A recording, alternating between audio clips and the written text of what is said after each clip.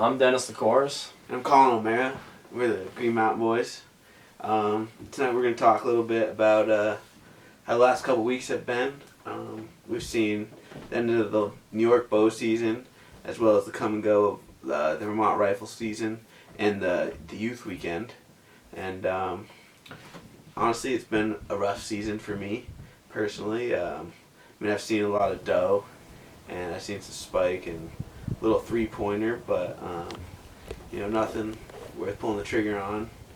And a couple bucks I had on camera were shot by neighbors, and one buck by a fellow guy up in my deer camp. So it hasn't really been a good season for me, but it's been good for some people around me, and I helped some people drag out some bears that were also shot up at my camp. But at this point, I'm pretty much transitioning into just getting ready for a muzzleloader season, and shooting the first legal deer I see, and then the next legal deer I see, and just gonna do it like that, and just get some venison in the freezer and get some good footage on camera, because I really put the camera down after rifle season started and just focused on hunting. So now it's just it's time to get back to just filming a little bit, and hopefully getting some kills on camera and some venison in the freezer. Alright, so my rifle season wasn't anything too special.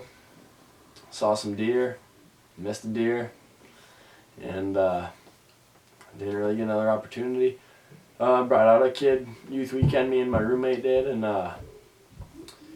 we were in the money. We were in a good area and everything like that. Heard some shooting from other fellow youth hunters, and checked our game cameras and figured out that Saturday we were 20 minutes in front of a buck on one end and then 20 minutes behind the same buck on the other end, and we were never able to cross paths with him, so that was unfortunate, but it was a good experience.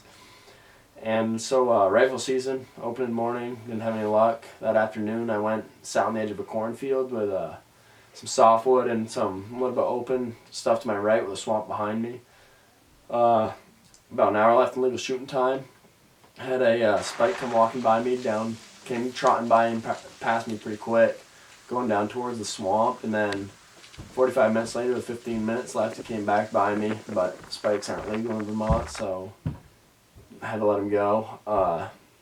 Second morning, I was sitting up on an oak ridge with a clear cut behind me, and had seen some deer action there. Had a spike come by me at about 7:30, and then about 15 minutes after that, I texted my buddy and let him know that a spike was heading towards his way, so we might have some action.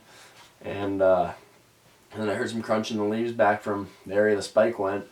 I looked, I saw another deer coming way out on the edge where I could barely see, and it kind of made a semicircle around me, and when it started getting as far as I could see, I was catching bits and pieces of it, and it finally stepped out in this opening, and I saw it was a pretty good buck. I didn't think it was probably a 7-point, and he stepped in this next opening, it was the last one I could shoot through, and I thought, well, it's either now or never for me taking the shot, so I let one ring off, and I'm pretty sure there was a little bit of brushing between us, like whips and stuff like that from the oak trees, and I'm thinking that the bullet must have deflected and missed the mark, because we went up there, couldn't find any hair, couldn't find any blood, and never was able to find the deer, so I'm thinking I missed him. So a couple days after that, on Tuesday, my buddy actually was a couple 100 yards away from where I missed that deer, and I think he shot it.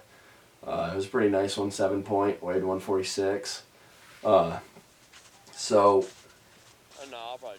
the Monday, Thanksgiving week, my buddy was up by my house, and he got on the track of a nice buck and ended up jumping it when he was going underneath a blowdown, and then got to a little opening, grunted and snort wheezed, and it came walking right back out in it looking for a fight, and he let the 30-30 ring out and got a pretty nice 7 or 8 point and weighed 146. So or no, his weighed 134. So that was obviously a nice buck. Had a real nice rack for the size body it was. Then a couple days later, we were driving around cutting on Class 4 roads, trying to cut a track, cut one, went on some posted land. We did a semicircle around the outside of it, found it coming out the other side, tracked it a ways, ended up having a bear get on its track, and then followed it a little ways, pretty good sized bear, and then cut back up off through the beaches, and then tracked it down into some thicker thicker forests and down into this swampy area. We had a food plot in it, and all of a sudden we got in tons of tracks, and we ended up having to leave the track because it was getting late and we weren't on him. He was chasing around a dome there, so there was all sorts of tracks. We just were never able to figure out what track was the freshest, and we knew they were all from that day, but never was able to put eyes on them.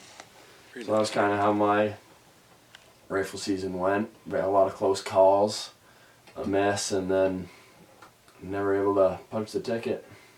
So hopefully we have better success during muzzleloader season and we're able to share that with you guys. Yeah, stay tuned.